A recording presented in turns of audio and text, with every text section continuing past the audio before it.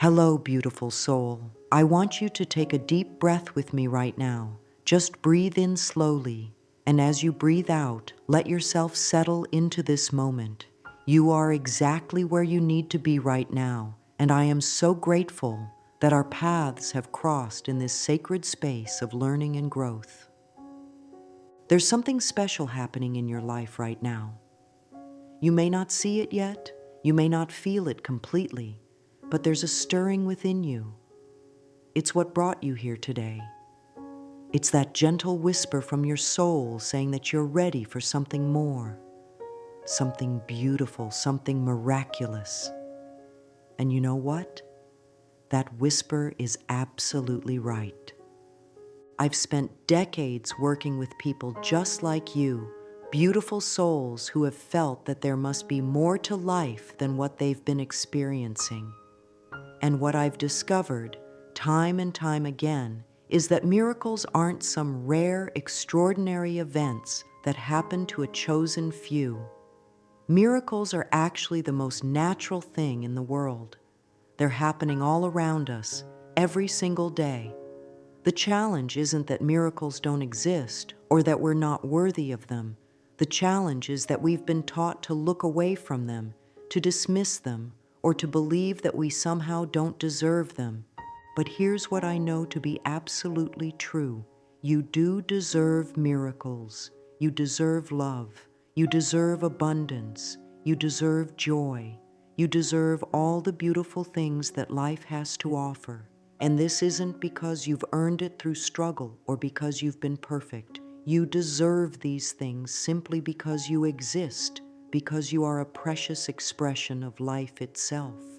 Right now, as you're listening to these words, I want you to feel into the possibility that your life is about to change in ways that will surprise and delight you. Not because I'm going to wave a magic wand, but because you're finally ready to open yourself to receive what has always been waiting for you. The universe has been preparing gifts for you, opportunities for you, love for you. But sometimes we need to learn how to create the space to receive them. You see, receiving is actually an art. It's something we can learn and practice and get better at. Many of us were never taught how to receive gracefully. We were taught to work hard, to struggle, to prove our worth, but we weren't taught how to simply open our arms and our hearts and say yes to the good that wants to come to us. This is your time. This is your moment. Something within you has shifted, and you're ready to step into a new way of being.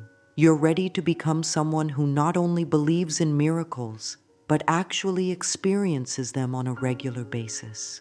And the beautiful thing is that once you start receiving miracles, once you start noticing them and welcoming them, they begin to multiply. It's as if the universe says, "Oh, this beautiful soul is finally ready to receive. Let's give them more." As we spend this time together, I want you to know that you're safe here. You're safe to dream bigger than you've ever dreamed before. You're safe to hope for things that maybe you've been afraid to hope for. You're safe to imagine that your life could be filled with so much more love, more joy, more abundance, more peace than you've ever experienced before. The truth is, you wouldn't be here if you weren't ready for this transformation. Your soul has guided you to this exact moment because it knows you're prepared to step into a new chapter of your life. A chapter where miracles aren't something you just hear about in stories, but something you live and breathe and experience as a natural part of your beautiful life. Now, let's talk honestly about what might be standing in the way of you receiving all the miracles that are waiting for you. Because here's what I've learned after working with thousands of people over the years. It's rarely that miracles aren't available to us. It's that we have invisible barriers, like walls made of old beliefs and past hurts, that keep the good things from reaching us. The first thing that often blocks our ability to receive is a deep, often unconscious belief that we're not worthy. This belief usually gets planted in us when we're very young, long before we have the wisdom to question it. Maybe you heard messages like, "Don't get your hopes up," or good things don't happen to people like us, or you have to work twice as hard to get half as much. Maybe you were told that wanting nice things was selfish, or that there wasn't enough to go around, so you shouldn't ask for too much. These messages, even when they came from people who loved us and were trying to protect us from disappointment, can create a wall around our hearts. They make us unconsciously push away the very things we most desire. It's like having your hands stretched out asking for a gift, but then pulling them back just as someone tries to give it to you. Another common block is fear. Fear that if something wonderful happens to us, it will be taken away. Fear that we'll somehow mess it up. Fear that if we get what we want, we'll become selfish or lose our edge or forget where we came from. Fear that other people will judge us or become jealous. These fears can make us sabotage our own success and happiness, often in ways we don't even realize. Sometimes we block our receiving because we've become so used to struggle that we don't know who we'd be without it. Struggle can become our identity. We might think, I'm someone who works hard and overcomes obstacles. And while there's nothing wrong with being resilient and hardworking, when struggle becomes our whole identity, we unconsciously resist ease and flow because it doesn't fit with who we think we are. There's also what I call the martyr complex, where we believe that our job is to give and give and give, but never to receive. We think that receiving somehow makes us selfish or needy.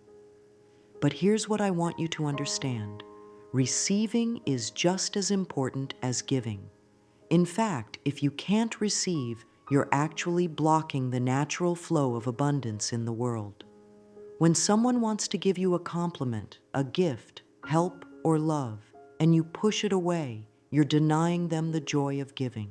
Past experiences can also create blocks. If you've been hurt or disappointed before, if you've trusted and been let down, if you've opened your heart and had it broken, it's natural that you might want to protect yourself. But sometimes that protection becomes like armor that keeps out the bad things, but also keeps out all the good things. Many of us also carry what I call ancestral programming. These are beliefs and patterns that have been passed down through generations. Maybe your grandparents lived through very difficult times and had to be extremely careful and cautious to survive. Maybe your parents grew up hearing that money is the root of all evil, or that you can't trust anyone, or that life is just one hardship after another.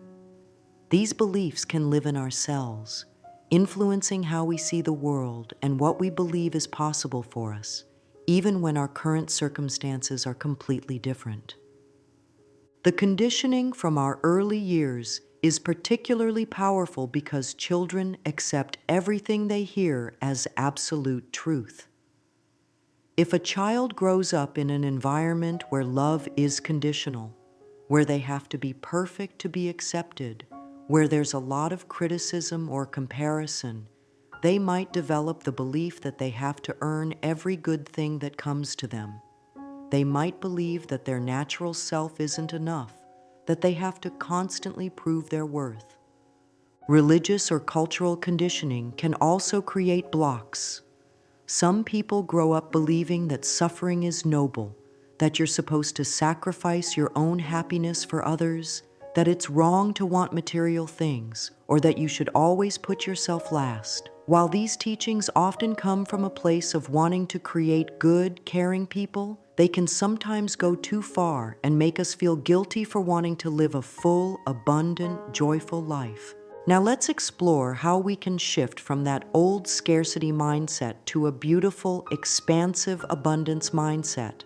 Because here's what I know to be true. The universe is not a place of lack. The universe is not stingy or withholding. The universe is abundant beyond our wildest dreams, and it wants to share that abundance with us. Think about nature for a moment. Look at how many leaves are on a single tree, how many grains of sand are on a beach, how many stars are in the sky. Nature doesn't hold back. Nature doesn't say, well, I'd better only make a few flowers this spring because I might run out of beauty. Nature creates with wild, joyful abundance, and we are part of nature. We are expressions of that same creative, abundant force. But somewhere along the way, many of us learned to see the world through the lens of scarcity. We learned to notice what was missing instead of what was present. We learned to focus on what could go wrong instead of what could go wonderfully right. We learned to count our problems instead of counting our blessings. This scarcity mindset shows up in so many subtle ways. We might find ourselves thinking thoughts like, there's not enough time, or there's not enough money, or there's not enough love to go around. We might find ourselves hoarding things, afraid to use our nice dishes or wear our good clothes because we're saving them for some special occasion that never comes. We might find ourselves competitive in an unhealthy way, believing that someone else's success somehow diminishes our own chances. The scarcity mindset also makes us focus on what we don't have instead of appreciating what we do have. It makes us postpone our happiness, thinking that we'll be happy when we get the job, when we meet the person, when we have the money, when we lose the weight. But abundance consciousness knows that happiness is available right now, that joy is our birthright, that we can choose to see the miracles that are already present in our lives. When we operate from scarcity, we often make decisions from fear instead of love. We might stay in situations that don't serve us because we're afraid there's nothing better out there. We might settle for less than we deserve because we don't believe we can have what we really want. We might say no to opportunities because we're afraid of taking risks. But abundance consciousness operates from a completely different place. It knows that there's enough for everyone. It knows that someone else's success doesn't take away from our own possibilities. It knows that the universe is always conspiring to bring us good things, and our job is to stay open and receptive to receiving them. An abundant mindset looks for evidence of abundance everywhere. It notices the way the sun rises every single day without being asked. It notices how our hearts beat without us having to think about it. It notices the way flowers push through concrete to reach toward the light. It notices the kindness of strangers, the loyalty of friends, the unconditional love of animals. When we start to really pay attention, we realize that we're surrounded by abundance. We have air to breathe, water to drink, food to nourish our bodies. We have the miracle of our senses that allow us to see beauty, hear music, taste delicious food, feel the warmth of the sun on our skin. We have the incredible gift of our minds that can imagine, create, dream, and love. Abundance consciousness also recognizes that there are many different kinds of wealth. Yes, financial abundance is wonderful, and there's nothing wrong with wanting it.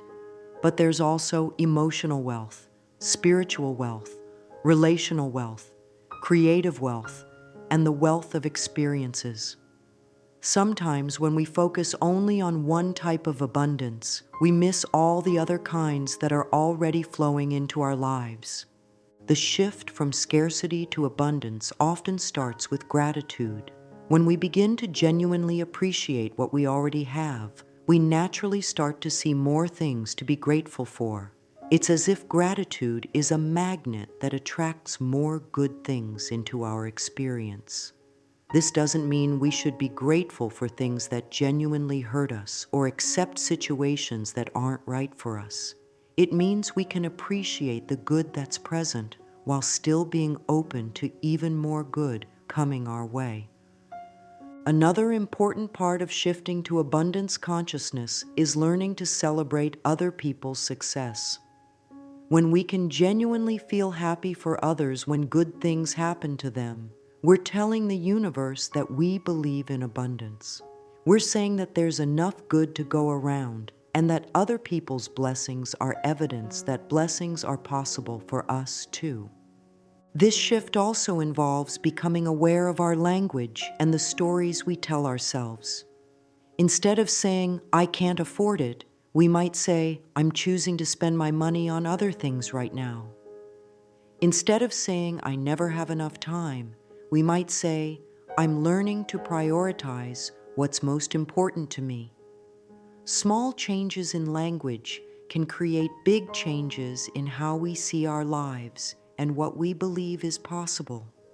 Now that we've begun to understand how abundance is our natural state, let's talk about preparing ourselves to receive the miracles that are waiting for us.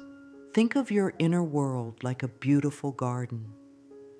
Just as a gardener prepares the soil before planting seeds, we need to prepare our inner soil before we can fully receive and nurture the miracles that want to grow in our lives. The first step in preparing your inner garden is to clear away the weeds of old beliefs that no longer serve you. These are the thoughts and beliefs that have been taking up space in your consciousness, crowding out the new, beautiful things that want to grow. Some of these weeds might be beliefs like, "I don't deserve good things," or "life is supposed to be hard," or "good things always come with a price."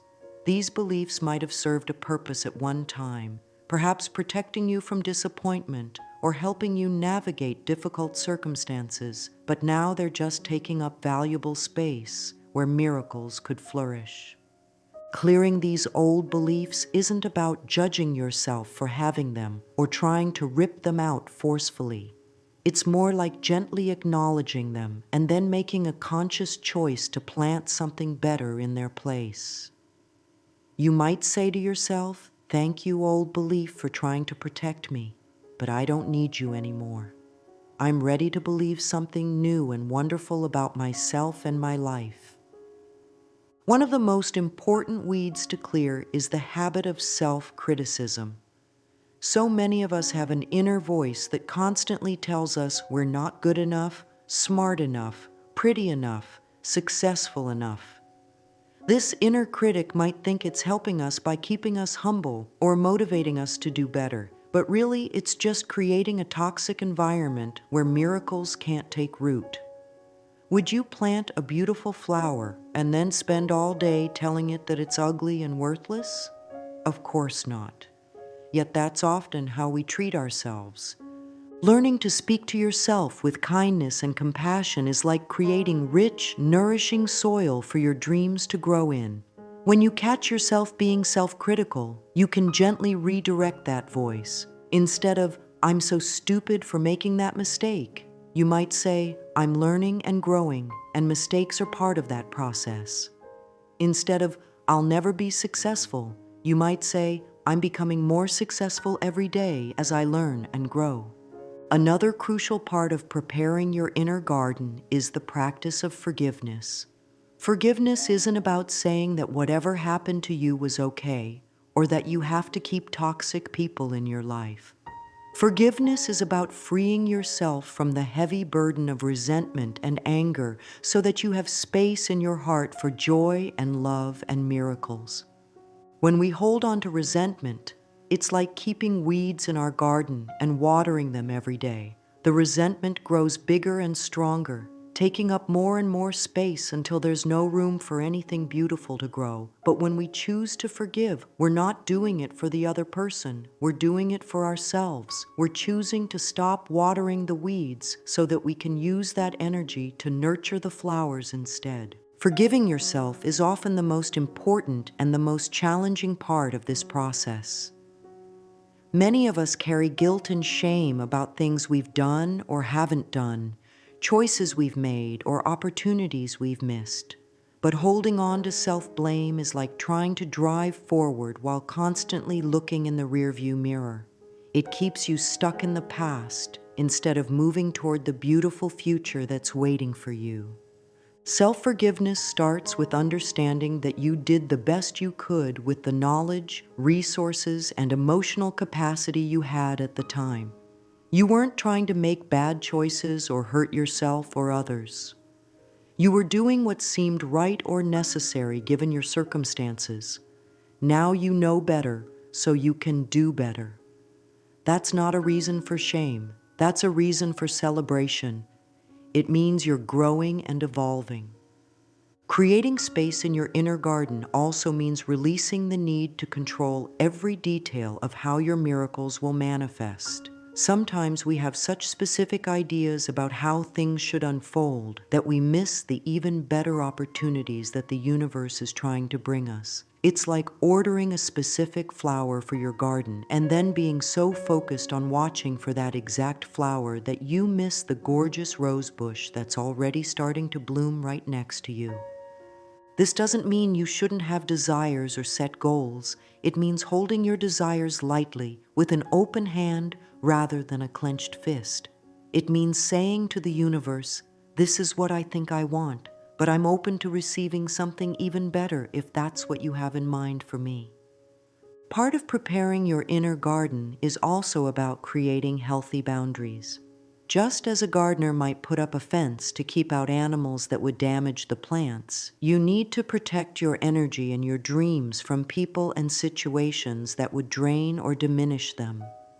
This might mean spending less time with people who are constantly negative or critical. It might mean turning off the news when it's making you feel anxious and hopeless. It might mean saying no to commitments that don't align with your values or goals. Creating boundaries isn't about being mean or selfish.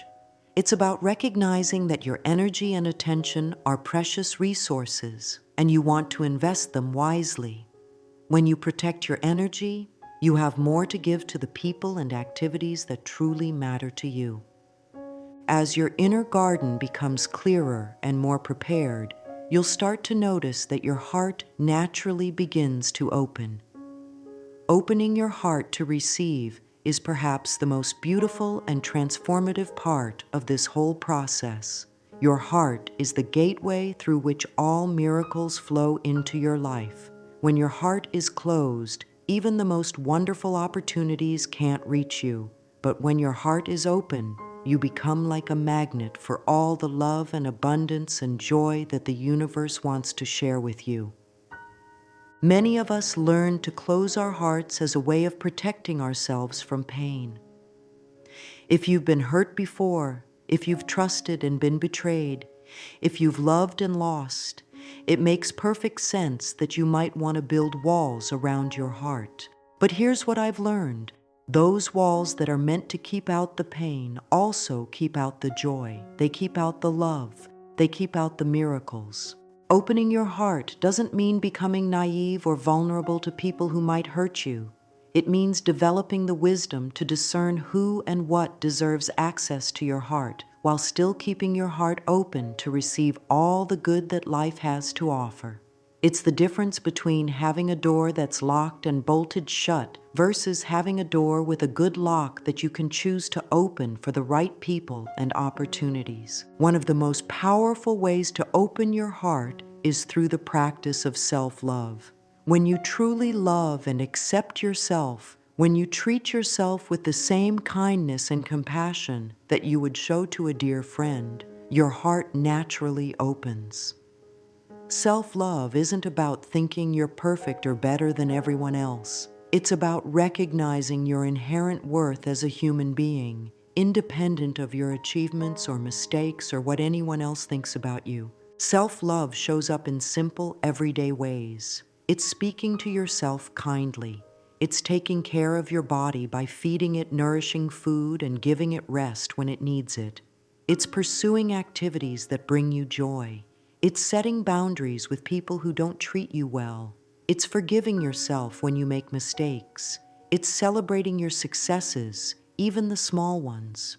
When you love yourself, you naturally start to believe that you deserve good things. And when you believe you deserve good things, you start to notice and attract more good things into your life. It's a beautiful upward spiral that begins with the simple decision to be kind to yourself. Another way to open your heart is through gratitude. When you focus on appreciating what you already have, your heart expands with warmth and joy. Gratitude is like sunshine for your heart. It helps everything grow and bloom. And the more grateful you become, the more things you find to be grateful for. But here's an important distinction. I'm not talking about forced gratitude or toxic positivity, where you pretend everything is wonderful when it's not. I'm talking about authentic appreciation for the genuine blessings in your life, even when other areas might be challenging. You can be grateful for your morning coffee while still acknowledging that you're stressed about work. You can appreciate a beautiful sunset while still working through grief or disappointment. Gratitude doesn't require you to deny difficult emotions. It just helps you remember that there's also good present in your life. Breathing is another powerful tool for opening your heart. When we're stressed or afraid, we tend to breathe in a shallow way that keeps our hearts contracted. But when we breathe deeply and consciously, we're sending a message to our entire system that it's safe to relax and open. Try taking a few deep breaths right now, breathing into your heart area, and notice how it feels to soften and expand with each breath. As your heart opens more and more, you'll find that you naturally become more receptive to all kinds of miracles. You'll start noticing beauty everywhere. You'll find yourself feeling more connected to other people and to life itself. You'll begin to trust that good things are not only possible for you, but are actually your birthright. This brings us to one of the most important aspects of receiving miracles: learning to align with divine timing. One of the biggest sources of frustration and disappointment in our lives comes from wanting things to happen on our timeline instead of trusting the perfect timing of the universe. We live in a culture that values speed and instant gratification, but miracles often unfold according to a rhythm that's deeper and wiser than our impatient minds can understand. Divine timing doesn't mean that you should sit back passively and wait for things to happen to you. It means taking inspired action while also trusting that everything is unfolding exactly as it should. It means doing your part while allowing the universe to do its part. It's like planting a seed and then watering it and giving it sunlight, but not digging it up every day to see if it's growing yet. Sometimes the timing that seems wrong to us is actually perfect when we look back on it later. Maybe you didn't get that job you wanted, but staying where you were led you to meet your future business partner. Maybe that relationship ended when you thought you weren't ready, but it freed you up to heal and grow in ways that prepared you for an even more beautiful love. Maybe that financial opportunity fell through, but it protected you from something that would have been much more stressful than you realized. The challenge is learning to trust this process when you're in the middle of uncertainty. When you want something so badly and it's not happening yet, it's natural to feel frustrated or worried that maybe it's never going to happen. But what if, instead of seeing delays as problems, you could see them as preparation time? What if the universe is using this time to arrange things in ways that will make your miracle even more wonderful when it arrives? Sometimes divine timing means that you need to grow into the person who's ready to receive what you're asking for. Maybe you're asking for a loving relationship, but you still have some healing to do around trust or self-worth. Maybe you're asking for financial abundance, but you need to develop better money management skills or shift some beliefs about wealth. Maybe you're asking for a creative opportunity, but you need to build your skills or confidence first. The waiting time isn't punishment, it's preparation. Learning to align with divine timing also means releasing the need to force outcomes. When we try to force things to happen, we often create resistance and struggle. It's like trying to push a river to flow faster. The river is already flowing perfectly. Our job is to get in and let it carry us. When we align with the natural flow of life instead of fighting against it, everything becomes easier and more joyful. This doesn't mean being passive or giving up on your dreams. It means taking action from a place of inspiration rather than desperation. It means moving forward with confidence while staying flexible about how things unfold. It means saying yes to opportunities that feel right, while also being willing to let go of opportunities that require you to force or struggle too much. Trusting divine timing also requires developing patience and faith. Patience isn't about gritting your teeth and enduring. It's about finding peace and even joy in the present moment while you're moving toward your dreams. It's about trusting that what's meant for you will find you at exactly the right time. Faith isn't about blind belief. It's about remembering all the times in your past when things worked out, even when you couldn't see how they would at the time. One of the most beautiful things about preparing yourself to receive miracles is that it doesn't require grand gestures or dramatic changes. It happens through simple, loving daily practices that gradually shift your energy and consciousness. These practices become like a gentle rhythm in your life, a way of moving through each day with openness and expectancy. Your morning is such a precious time for setting the tone of miracle consciousness. The way you begin your day creates a foundation for everything that follows. Instead of rushing into the day with worry about your to-do list or immediately checking your phone for news or messages, what if you gave yourself just a few minutes to connect with the possibility that today could bring something wonderful? You might begin by simply taking 3 deep breaths and saying to yourself, "I am open to receiving miracles today." You don't need to know what form they'll take or when they'll appear. You're just setting an intention to stay awake and aware to the magic that's always available to you. This simple practice sends a message to your subconscious mind and to the universe that you're ready to receive.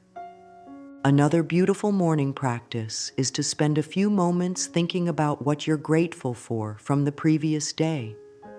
It might be something big like a promotion or a wonderful conversation with a friend, or it might be something small like the way the light looked through your window or the taste of your morning tea. When you start your day by acknowledging the good that's already present in your life, you're training your mind to look for more good throughout the day. Some people love to write in a journal each morning, just letting their thoughts and feelings flow onto paper. This can be incredibly helpful for clearing away any mental clutter or worries that might block your receptivity. You might write about your dreams and goals, or simply describe how you're feeling and what you're hoping for. The act of writing helps you get clear about what's in your heart and mind. Throughout your day, you can practice what I like to call miracle awareness. This means staying gently alert to the unexpected blessings that show up.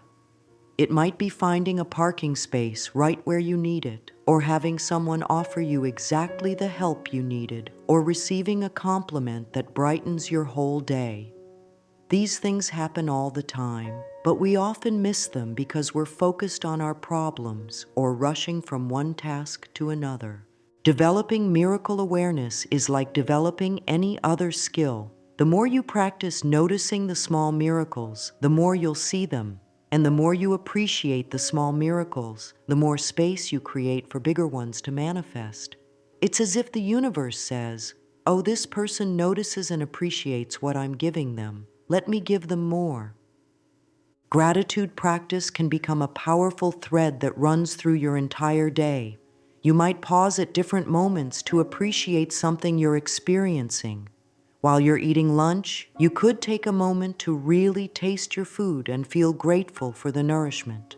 While you're walking, you might notice the sky or the trees and feel appreciation for the beauty around you.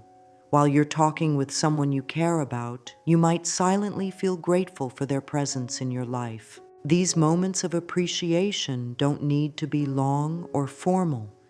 They're just gentle pauses where you let your heart open to the goodness that's present. But these small moments add up to create a whole different way of experiencing life. Instead of moving through your day focused on what's wrong or missing, you start to move through your day aware of how much richness and beauty and love is actually present. Evening practices are just as important as morning ones. Before you go to sleep, you might spend a few minutes reviewing your day with appreciation. What went well? What brought you joy? Who was kind to you? What did you learn? This practice helps your subconscious mind process the day from a positive perspective, and it often helps you sleep more peacefully too. You might also use your evening time to set gentle intentions for the next day. Not demands or expectations, but soft hopes for how you'd like to feel and what you'd like to experience. You might say something like, "Tomorrow I'd like to feel peaceful and joyful. I'd like to be helpful to others and open to receiving help when I need it. I'd like to notice the beauty around me and feel connected to the people I love." Some people find it helpful to create small rituals that remind them of their openness to miracles. It might be lighting a candle each morning, or keeping fresh flowers in your home, or wearing a piece of jewelry that symbolizes your intention to receive. These physical reminders help keep your consciousness tuned to the frequency of miracles. Prayer or meditation can also be powerful daily practices, but they don't need to be complicated or time-consuming. Even just a few minutes of quiet time where you connect with something larger than yourself can be profoundly supportive. You might simply sit quietly and breathe, or you might speak from your heart about what you're grateful for and what you're hoping for. The key to all of these practices is consistency rather than perfection. You don't need to do everything perfectly or never miss a day. You're building new habits of consciousness, and like any habit, they get stronger with practice. Even if you only remember to practice gratitude once during a busy day, that's still valuable. Even if your morning intention setting is just a quick thought while you're brushing your teeth, that still makes a difference. As you develop these daily practices, you'll probably start to notice that your whole relationship with life begins to shift. You'll find yourself feeling more peaceful and optimistic. You'll start to see opportunities where you used to see only obstacles. You'll feel more connected to other people and more trusting that good things are possible for you. One of the most important shifts that happens as you deepen your miracle consciousness is that you begin to expand your definition of what constitutes a miracle. Many people think of miracles only as dramatic, life-changing events. But when you really start paying attention, you realize that miracles are happening all around you all the time, in forms both large and small. A miracle might be the way a stranger smiles at you just when you're feeling lonely. It might be finding exactly the right book at exactly the right time. It might be your child saying something that gives you a completely new perspective on a problem you've been struggling with. It might be waking up feeling refreshed after a good night's sleep, or having your favorite song come on the radio just when you need to hear it. The truth is that we live in a world that's absolutely saturated with miracles, but most of us have been trained to see only the ordinary. We dismiss the extraordinary as coincidence or luck. But when you start to really pay attention, you realize that there are no accidents. Everything is connected in ways that are far more beautiful and meaningful than our logical minds can fully understand. Your body is performing countless miracles every single day. Your heart beats without you having to think about it. Your lungs breathe for you while you sleep. Your immune system works constantly to keep you healthy. Your brain processes millions of pieces of information every second. If that's not miraculous, what is? Nature is constantly demonstrating miracles. Seeds somehow know how to become plants. Caterpillars transform into butterflies. Trees know how to turn sunlight into energy. Birds know how to navigate thousands of miles during migration. The ocean tides respond to the pull of the moon. Every sunrise and sunset is a daily miracle that we often take for granted because it's so consistent. Human connections are filled with everyday miracles. The way two people can fall in love, the way a parent instinctively knows how to care for their child, the way friends can understand each other without words. the way communities come together to help each other during difficult times, the way strangers can become family and family can become friends. Even challenging experiences can contain miracles when we learn to look for them. The miracle of resilience that helps you get through difficult times. The miracle of growth that happens when you face your fears. The miracle of compassion that develops when you've experienced pain and can therefore understand others' pain. The miracle of wisdom that comes from making mistakes and learning from them. Learning to recognize miracles in all their forms is partly about changing your perspective and partly about paying closer attention. Instead of rushing through your day, focused only on your goals and problems, you start to move more slowly and consciously, aware that magic might be happening right in front of you. This doesn't mean becoming impractical or naive. You can still be responsible and realistic while also staying open to wonder and surprise. You can still plan and work toward your goals while also staying alert to unexpected opportunities and blessings that might appear along the way. Sometimes the biggest miracles are the ones that initially look like problems or setbacks. The job you didn't get that leads you to a much better opportunity. The relationship that ends and frees you to meet the love of your life. The illness that slows you down and helps you reconnect with what really matters. The financial challenge that teaches you to appreciate simple pleasures and discover inner resources you didn't know you had. When you start to recognize miracles in all their forms, you also start to see that you yourself are a miracle. The fact that you exist at all, with your unique combination of talents and perspectives and experiences, is absolutely extraordinary. The way you can think and feel and create and love and dream is miraculous. The way you can change and grow and heal and help others is miraculous. But even as you develop this expanded awareness of miracles, there will still be times when it feels like nothing good is happening in your life. There will be waiting periods when you're working towards something you want, but it hasn't manifested yet. There will be times when you're doing all the right things, but life still feels difficult or stagnant. During these waiting periods, it's especially important to maintain your faith and your miracle consciousness.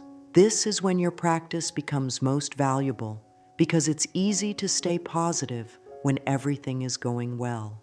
The real test is whether you can maintain hope and openness when you can't see evidence of progress.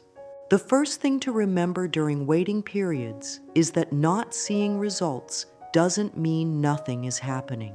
So much of the most important work happens beneath the surface, invisible to our eyes.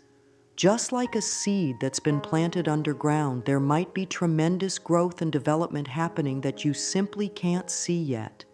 During these times, your job is to keep tending to your inner garden, keep practicing gratitude, keep treating yourself with love and compassion, keep taking inspired action when opportunities present themselves.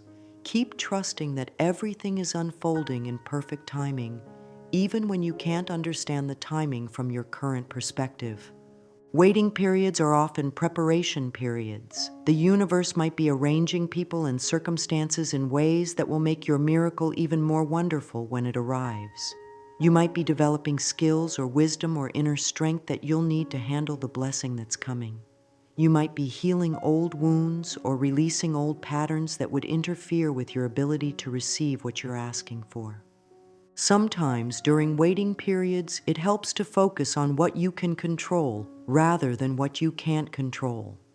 You can't control the timing of external events, but you can control how you choose to think and feel and act each day. You can control whether you speak kindly to yourself or critically. You can control whether you look for evidence of hope or evidence of despair. You can control whether you treat your body with care and your relationships with love. It's also important to remember that your current circumstances are not your final destination. Just because something isn't working out the way you hoped doesn't mean it will never work out. Just because you haven't received the miracle you're longing for doesn't mean you never will. Life is constantly changing and evolving, and what seems impossible today might be completely natural tomorrow. During challenging times, it can be helpful to remember other times in your life when things worked out in ways you couldn't have predicted. Think about problems that seemed insurmountable that eventually resolved themselves. Think about times when you got something even better than what you originally thought you wanted. Think about people who came into your life at exactly the right moment, or opportunities that appeared just when you needed them most. Faith isn't about pretending that everything is perfect when it's not. Faith is about remembering that you've survived difficult times before and trusting that you have the strength and wisdom to navigate whatever you're facing now. Faith is about believing that love is stronger than fear, that hope is stronger than despair, and that life wants to support you even when it doesn't feel that way. As we come to the end of our time together, I want you to know how proud I am of you for being here, for being open to these ideas, for being willing to consider that your life could be filled with more miracles than you've ever imagined. The very fact that you're listening to these words means that something inside you is ready for transformation, ready for more joy, more love, more abundance, more magic. You are standing at the threshold of a new chapter in your life. Everything you've experienced up until now has been preparing you for this moment, this opportunity to step into a new way of being. You have everything you need within you to create a life that's filled with miracles. You have the wisdom to make good choices, the strength to overcome challenges, the love to heal old wounds, and the courage to open your heart to all the wonderful things that are waiting for you. Your journey toward a miracle-filled life isn't about becoming someone different than who you are. It's about becoming more fully yourself, more fully the beautiful, unique, valuable person you were always meant to be. It's about letting go of the limitations and fears that have been keeping you small and stepping into the magnificent potential that has always been within you. The miracles that are waiting for you aren't just external things like money or relationships or career success, although those things might very well come. The most important miracles are the internal ones. The miracle of self-love, the miracle of inner peace, the miracle of feeling truly connected to life and to other people, the miracle of knowing in your heart that you are valuable and deserving of all good things. As you go forward from here, remember that you don't have to do this perfectly. You don't have to remember every single thing we've talked about or practice every single technique every single day. Just take what resonates with you and start there. Trust your own inner wisdom to guide you toward the practices and perspectives that will serve you best. Remember that miracles are your birthright. You don't have to earn them or prove you deserve them. You deserve them simply because you exist, because you are a precious, irreplaceable expression of life itself. The universe wants to give you good things. Your job is simply to stay open to receiving them. Be patient with yourself as you develop new habits of thinking and being. Be gentle with yourself when you slip back into old patterns of fear or doubt. Be proud of yourself for every small step you take toward greater self-love and openness. Celebrate every miracle you notice, no matter how small it might seem. Trust the process, trust the timing, trust your own inner wisdom, and most of all, trust in the love that surrounds you always, even when you can't feel it. You are loved beyond measure, and you are capable of creating a life that's more beautiful than anything you've ever dreamed possible. This is your time to receive. This is your time to open your arms and your heart to all the miracles that have been waiting patiently for you to be ready for them. They're here, they're real, and they're yours. All you have to do is say yes.